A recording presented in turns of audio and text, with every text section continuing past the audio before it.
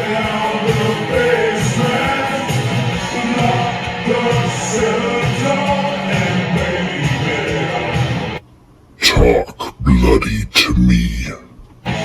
Hi, and welcome to another exciting episode of Talk Bloody to Me. I'm Matt, And I'm Brizzy. and that was an extremely loud hi, but I guess I'm just excited to raise some hell because this week we are talking about Hellraiser. Yeah, Woohoo! Hellraiser. And why are we talking about Hellraiser? Because we got two guests that's actually coming to Crypticon, Minneapolis. And we got Sean Campton. Uh-huh. And then we got Ashley Lawrence. Okay, so Sean Campton, Ashley Lawrence plays Kirsty, Mm-hmm. and Sean Catman plays Frank. Correct? Good old Frank. Yep. Good old Uncle Frank. Last week we were talking about Wishmaster, and I was making fun of the Wishmaster's voice. I was saying like, "Oh, he talks so got such a I'm the Wishmaster," but Uncle Frank is right up there. He must have went to the Wait, same voice acting school as the Wishmaster because he's like, "I'm Uncle Frank, good old Uncle Frank, come to Daddy." possibly. Yeah. So when did you first see Hellraiser? We should say that this was came out in 1987 and is directed by Clive Barker and is probably his most famous franchise by Hmm. far. And For you sure. said like there's 8 movies of this series? There's actually 11. 11. Oh my gosh, that's right. I remember you saying that now. Yeah, there's 11 of them. Holy 11 crap. Hellraisers. That's a lot of hell to raise. So Right? I like to raise hell sometimes. exactly. Me too. So how old were you? How long ago did you see this movie? When did you first become aware of Hellraiser? Uh, Probably when I was young, Mm-hmm. when I started watching horror movies. I do remember it was on tape. And then when it was some anniversary of Hellraiser, so me and a friend, which is a fan of the podcast, me and him went to see the Hellraiser anniversary in theaters. Oh, nice. It That would have been was pretty cool. awesome. What about you? When I was first getting into horror movies and like I was watching Freddy and I was watching Jason, but I was like scared of Hellraiser. Like What? like the movie didn't scare me. I was scared of the movie. Like I didn't even want like I was like no because I think I'd seen a Fangoria or something where they showed Frank with all his skin off and he's all bloody and drippy and I was like nope, that's too much. I'm What? yeah. But this was when I was in like grade school, mind you. So, Oh, okay. I was yeah. gonna say, Yeah. okay. And So Pinhead doesn't scare you? right. Pinhead doesn't scare me at all. But anyway, so then I got to college and I finally watched it and I was like, oh, okay, it's actually quite good. And then I hadn't seen it probably since, like, I think I only watched the first one the one time maybe. And like, as I said to you, I was like, yeah, what I remember about it is there's hooks and chains and a skinless guy and a puzzle box or something like that. Yeah. That's pretty much it. That's the whole movie. I like the puzzle box though. Yeah, me too. I Yeah. always liked that one. Yeah. So when I saw it again, I just watched it again last night for the first time in probably 20 years or so, and I forgot how good it actually is. Like Oh this is a yeah, for dang sure. good movie. There's one like out of the franchise that are like I don't recall which one it is. Hmm. I think it's like number five or whatever. That's like actually my favorite one. I think. Don't quote me on it because I haven't seen Okay. him for quite some time. Right. And But if there's 11, I'm sure it's easy to get mixed up. yeah. So yeah, so Hellraiser, I've totally drawn a blank. Oh yeah, so the one thing, so it's kind of misleading because like you think Hellraiser, you think it's gonna be like the devil and hell and demons and like Satan and it's not that really that kind of hell. I mean, it is, but it isn't. Like it's Pinhead and the Cenobites, and Well, there's he's kind of like in hell because he's right, like sometimes his like eyes are red, sometimes they're black. I uh, actually like him when he's black though, his eyes. yeah. Yeah, and so they probably explain more in later movies, like about the Cenobites and like how they get created, and like they start off as human and they're basically tortured and transformed and stuff. They don't get into any of that in this movie. This movie is about good old Uncle Frank, and he's the main. Really, the Cenobites aren't in this movie that much. There's not a whole lot of Pinhead and or that. They just kind of pop up a couple times, but Especially at the like the end, and that's when you see more of the Pinhead. Yep, exactly. There's Pinhead, there's Chatterer, there's Butterball, and then there's the female one, which I don't think has a better name than just the female one. But if she does have a better name, I hope she does. But it's funny if you look at IMDb, they don't even have Pinhead list. They have him listed as lead Cenobite. They don't have him listed as Pinhead for part one. It's kind of That's weird. interesting. Yeah. But good old Uncle Frank, he's a crazy kind of guy. Like he's a criminal, and he likes living on the edge, and he likes things extreme. And so at the very beginning of the movie, he's somewhere, who knows where. He finds a puzzle box, he solves it, and he gets whisked away. You see a rotating wood thing with gore on it, and chains, and pulling apart skin, and Pinhead kind of pushes together like the two eyeballs in the mouth to make his face. That's kind of cool. I really like that a lot. And you don't forget the like the fishing hooks, like the fishing hook score like on the Oh yeah. hand and just like kind of like holds on or rips. Oh god. That's like at the end, like getting towards the end of the movie, I was like, oh my god. Yeah, I like that. they show it quick at the beginning, but then I think they show it for longer at the end. Yeah, Or it shows like the skin and it's like pulling and peeling away and all that.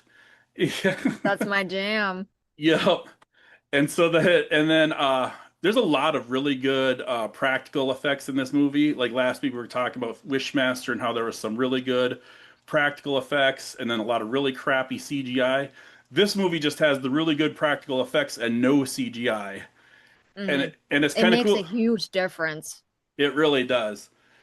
And like so Frank's brother and his wife are moving in, and you find out kind of through flashbacks that shortly after the wedding, good old Frank and what's her name? The wife, also known as Julia, um, really went at it. They just went to town. They like hardcore, like on top of her wedding dress, even. Like, gee whiz, good I gravy. mean, come on, who don't want to do it want to do that? Right, exactly. Get married and then have sex with your brother-in-law, have rough sex on your wedding Yeah. dress. Why not? So she and she's like completely like Frank had the magic dick because she is like now his she's willing to do anything. She's like, I'll do anything for you. So anyway, back to present time. Her husband cuts his hand moving this big mattress, and there's this cool scene where like it's a flashback of her and Frank having sex, but then he's moving the mattress and it's stuck, and he's like, and then it's like Yeah. cutting back and forth, and I'm like, and then, and then he cuts his hand on a nail. And he's like, oh, I'm a big wuss. I'm a weenus. I'm gonna pass out and barf. And she's like, whatever. Let's get you to the hospital. And blood goes into the floor and it starts to soak into the boards. And then you see like this really cool regeneration where it's like the like the Yep. veins and stuff like forming together and coming Yeah, out. It's that really one is cool. like actually really, really freaking awesome how they do it. The veins and the blood seep. Yeah, I Yeah. liked it. And it's like kind of like just a spine and like bones, but there's no head. But then you see like a brain kind of start coming out of the floor, and then it goes and like rams the end of Don't lose your the. headphones. I lost my headset. um, trying and so then it's really cool. You can tell there's some parts where I think what they did was they had something like made out of wax and then melted it and then filmed it and then played the film backwards so it like reforms because like kind of what they do at the end of Indiana Jones, Oh Raiders of the yeah. Lost Ark when the guy's face melts off. So Yep. that was forwards. But anyway, getting sidetracked. So but he only partially reforms. He's kind of like a skeleton, and he's like, "I need more blood. You need to kill for me." And so, Julia starts bringing back random people from the bar to bring up to the attic and murder. And with each one, Frank reforms, regenerates a little bit more, and pretty soon he's like bloody, kind of like meat, and then pretty soon he's like pretty much a full body, but just with no skin. But you can see like the bones, and you can see the muscles, and you can see like the tendons and stuff. It's really well done. I really like the muscle part when they show it. That's a Mm, really good FX special FX makeup when they did that. I I was like agree. I was like, God, that's gotta take a lot of work with all these different scenes, like from this to this to this to this to this. Hmm. And there's a definite progression too. Like you can each time someone else gets killed, you can see it's a little he's a little different, a little more, and a little more, and a little Mhm. more.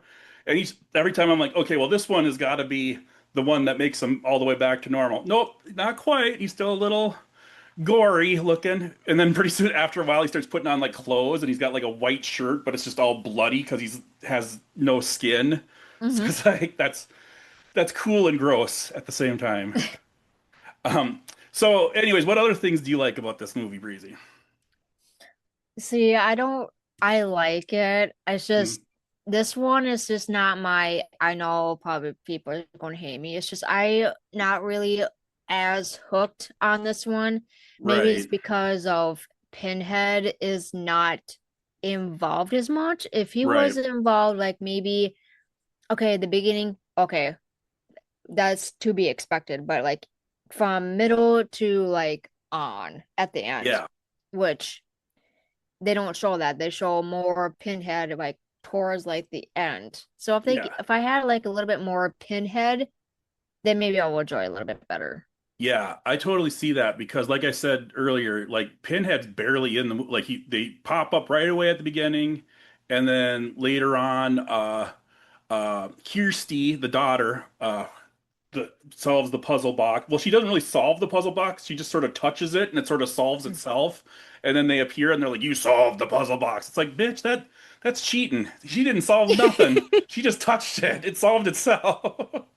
But anyway, but yeah, they're barely it. And then they basically appear and they're gonna torture her, take her to hell. And she's like, "Wait, once someone escaped you, and I can show you where to get him." And they're like, if you make him confess, maybe we'll let you live. We'll see what happens."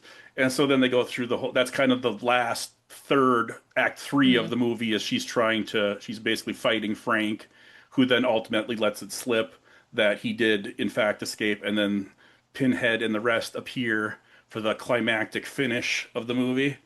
Um, but yeah, really, Frank is kind of the monster of this movie, more so than Pinhead. This is really Uncle Frank's movie right here. Mhm. And it kind of goes along with other horror movies of the 80s. Like if you look at Friday the 13th, part one, there's not really any Jason in it. It's just the Jason at the end. But then the whole rest of the franchise, the other 10 movies are all about Jason, you know? So Yeah, it seemed like kind of like a thing back then.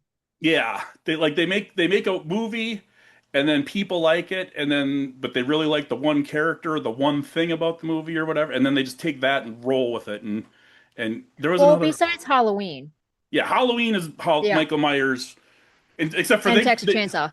yep, and Texas Chainsaw. I was trying to think. There's another one like that too, where part one is just really crappy compared to the other ones. I don't know. You Basket met Case not much part showing right, not like the much like the main main killer. character. Yeah. Right, exactly. Basket Case one, there's only the one is different than the other two because there's only the one creature. But I actually like Basket Case one, so that's not what I'm thinking of. Anyway, you get the point. You know what I'm talking about. Well, Baskets 1 and 2 is pretty good, but after that, it's like it went Part downhill. three is Yeah, because we did reveal all of them. yep. That's good. And we noticed that with Jeepers Creepers also, that part one and part two are Oh, pretty good, and yep. then part three. Anyway, but so yeah, Hellraiser. I really like the effects in this movie. I really like Frank. I he's really gross and bloody, And Ashley but did a really good job too. yeah, good job acting. And you're good in bed when people are willing to murder for you. So Right? If you're good in bed, I'm just gonna murder you. yeah, exactly. And she doesn't like do it like she doesn't like poison. She takes a freaking claw hammer and like Mhm. whack, whack, whack. So it's like violent, bloody beatings, not just like a shooting with a gun or poisoning or something like that. No, it's just wham. Shh. It's like Um, psycho. yeah, Like oh, exactly. some woman psycho here goes just like beating the fuck out of them. Hmm. Um, the character, one thing I don't like about this movie is like Kirsty, the daughter, she's just kind of there for like the first two-thirds of the movie, and she like pops up, and it's like they try to make her seem like she's part of the action. And then all of a sudden, like the whole last third of the movie, she's like the final girl fighting and running. And it seemed kind of disjointed. It didn't seem to flow well for me. Right, yeah, I Yeah. agree. Yeah. Um, Another thing, oh, did you when I wanted to point out the first two guys she brings back to murder that she picks up at the bar, don't they look almost exactly the same? Yeah, kinda. They're They like look twins. right. They're both skinny, bald, kind of Yeah. businessmen. For a second, I was like, "Is that the same guy? Didn't she already kill that guy?" It's like, no, it's a different guy. Well, apparently she has a type. Apparently that's who she goes. Right. That's what she She only attracts has at the one bar. type, Exactly. and it's just that. Nope, it's gotta be the same hair, same eye color, same body type, same yep, Yep. same toenails. She has to check just to make sure. Right. Um, and then we kind of already did ruin it, but so at the very end, Frank is coming after Kirsty and he's gonna murder her, and he admits that he escaped from hell. They don't ever really explain how in this movie. Maybe they do in later movies, but and then Pinhead appears, and then the hooks start coming out.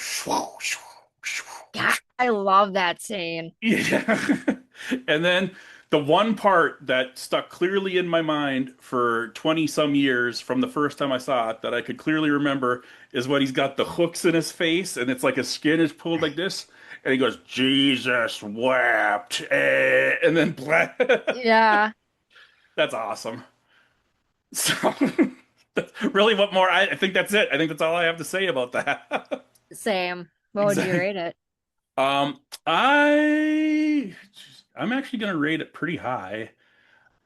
There was a point where I was super into it, and I was like, I'm gonna give this a 10, and then I'm like, no, no, that's going over. I think I'll give it a 7, just because I really like the practical effects. I really like the regeneration scene. I really like the crumb that's in my eye. Just kidding. I really like the there's really good special effects, and the story's maybe a little meh, but it flows right along. It just move, and it's one thing after another. And kind of like Pinhead, I have such sights to show you. That's kind of like this movie. This movie is showing you a bunch of sights, and Yep. it's like, wow, look at that. Whoa, hey.